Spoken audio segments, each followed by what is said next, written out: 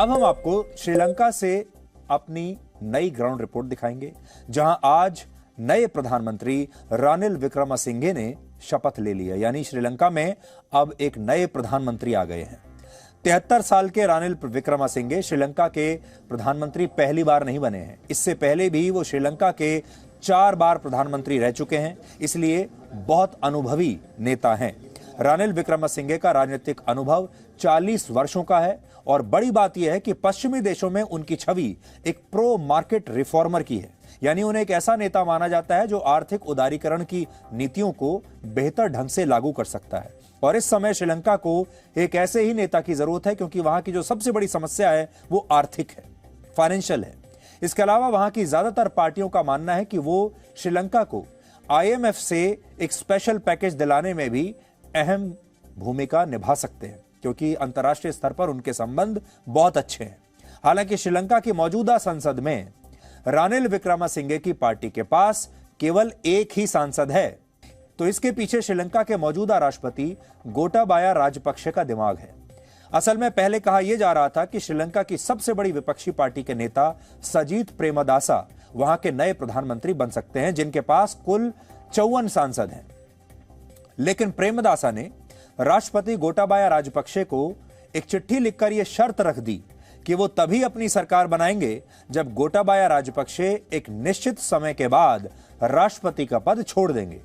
लेकिन गोटाबाया राजपक्षे अपनी कुर्सी से चिपके रहना चाहते हैं और शायद इसी वजह से उन्होंने सजीत प्रेमदासा की जगह रानिल विक्रमसिंघे को वहां का प्रधानमंत्री नियुक्त कर दिया, क्योंकि रानिल उनके सामने इस तरह का कोई शर्त नहीं रख पाएंगे।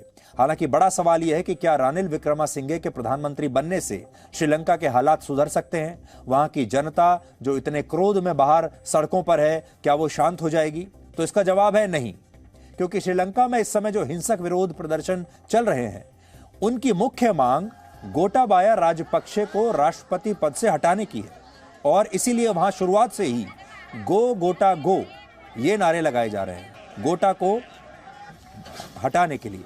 इसलिए जब तक गोटाबाया राजपक्षे राष्ट्रपति का पद नहीं छोड़ेंगे, तब तक श्रीलंका के लोग शांत नहीं बैठेंगे। गोटाबाया राजपक्षे को श्रीलंका में टर्मिनेटर कहकर पुकारा जाता है। पूरे श्रीलंका में मशहूर है उनका ये नाम, टर्मिनेटर।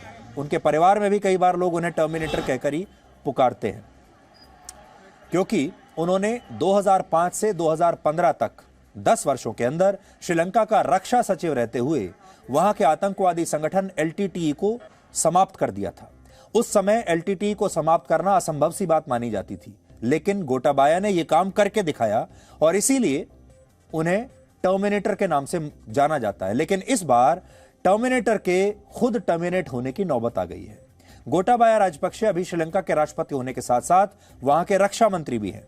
लेकिन बड़ी बात यह है कि आज श्रीलंका के 2.25 करोड़ लोगों ने उन्हें इस कदर कमजोर कर दिया है कि वो राष्ट्रपति की अपनी शक्तियों को भी कम करने के लिए तैयार हो गए हैं। और उन्होंने ऐलान किया है कि अब श्रीलंका में राष्ट्रपति की शक्तियों को कम करके वहां की संसद को ज्यादा अधिकार और शक्तियां दिए जाएंगे और राष्ट्रपति प्रणाली को खत्म करने की प्रक्रिया भी शुरू की जाएगी।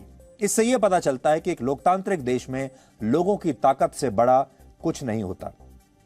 लेकिन गोटाबाया राजपक्षे क्योंकि खुद रक्षा मंत्री भी हैं और सेना के साथ उनके पुराने संबंध रहे हैं, इसलिए वो अभी भी काफी हद तक सुरक्षित हैं, क्योंकि सेना उनकी सुरक्षा में लगी हुई है और सेना वहां पर तख्ता पलट होने नहीं देगी।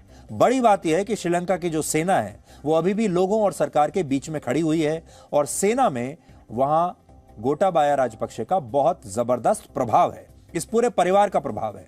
यह श्रीलंका के लोगों की ताकत है कि आज वहां की एक अदालत ने अपने आदेश में यह कहा कि पूर्व प्रधानमंत्री महिंदा राजपक्षे और उनके परिवार के दूसरे लोग अब श्रीलंका छोड़कर बाहर नहीं भाग सकते। और बताया जा रहा है कि इस समय भी महिंदा राजपक्षे अपने परिवार के साथ वहां की नौसेना के एक ठिकाने पर छिपे हुए हैं। और जैसा कि हम आपको बता रहे हैं, नौसेना के ठिकाने पर क्यों छिपे हुए हैं? इसलिए क्योंकि उस पूरे परिवार के वहां की सेना के साथ बहुत अच्छे संबंध हैं और सेना अभी भी उन्हें वहां पर बचाकर रखे हुए है। इस समय जी न्यूज की टीम श्रीलंका में ही मौजूद है और आज हमने वहां से आपके लिए एक ग्राउंड रिपोर्ट तैयार की है, जो आपको यह बताएगी कि श्रीलंका में कैसे लोग दाने दाने के लिए तरस रहे हैं और कैसे दाने दाने के लिए वहां पर दंगे हो रहे हैं।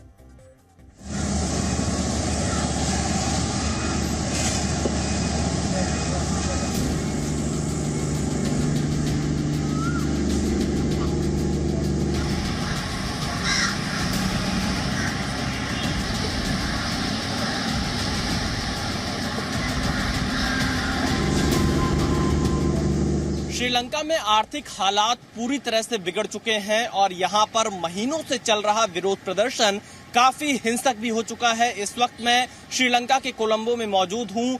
2 दिनों पहले जो हिंसा कोलंबो में हुई है उसकी तस्वीरें आज भी यहाँ गवाही दे रही हैं।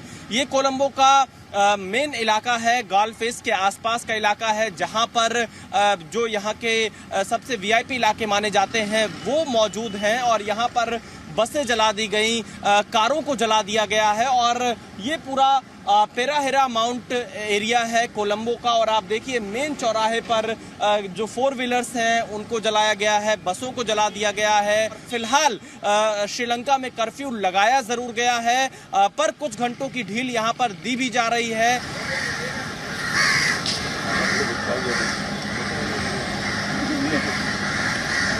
जब 2 दिन पहले यहाँ पर हिंसा हुई, सरकार के खिलाफ यहाँ की जनता का यह गुस्सा था और अब आप नतीजा देखिए कि बसें पूरी तरह से जल चुकी हैं और अभी भी जो यहाँ पर बसों के जलने के बाद जो राख है वो यहाँ पर आपको सड़कों पर पड़े हुए दिखाई पड़ेंगे। बहुत सारा क्योंकि इसमें सामान भी था वो भी आपको इस सड़क के किनारे पड़ा हुआ दिखाई देगा। ये सिर्फ एक बस की कहानी नहीं है। इसी तरह से जब आप देखेंगे ये पूरा गंगाराम लेक है कोलंबो का, जिस एरिया में मैं मौजूद हूँ इस समय।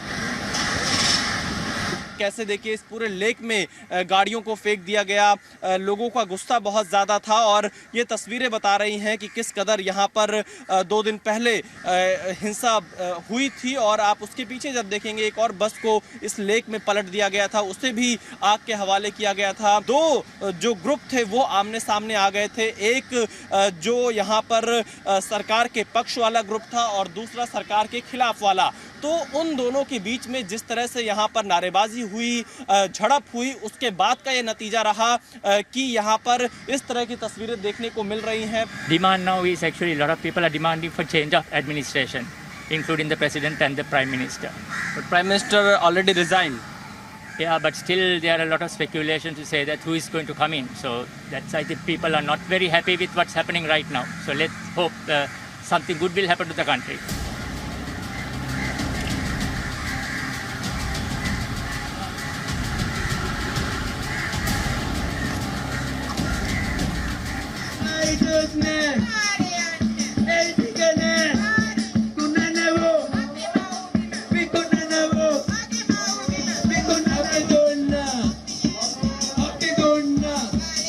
इस वक्त मैं गालफेस एरिया में मौजूद हूं कोलंबो के और यहां पर आप देखिए पिछले कई महीनों से लगातार विरोध प्रदर्शन सरकार के खिलाफ चल रहे हैं और आज भी यहां पर कर्फ्यू होने के बावजूद भी भारी तादाद में लोग इकट्ठा हुए हैं और यहां पर सरकार के खिलाफ प्रदर्शन कर रहे हैं।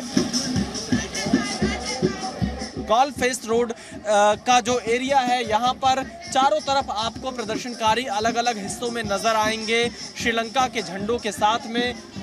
उसके अलावा कई जगहों पर नारेबाजी भी चल रही है। यहाँ एक तस्वीर में आपको और दिखाना चाहूँगा, राइट साइड में आप देखिए तमाम तरह के नारे यहाँ पर लिखे गए हैं। सिग्नेचर कैंपेन चलाया गया है।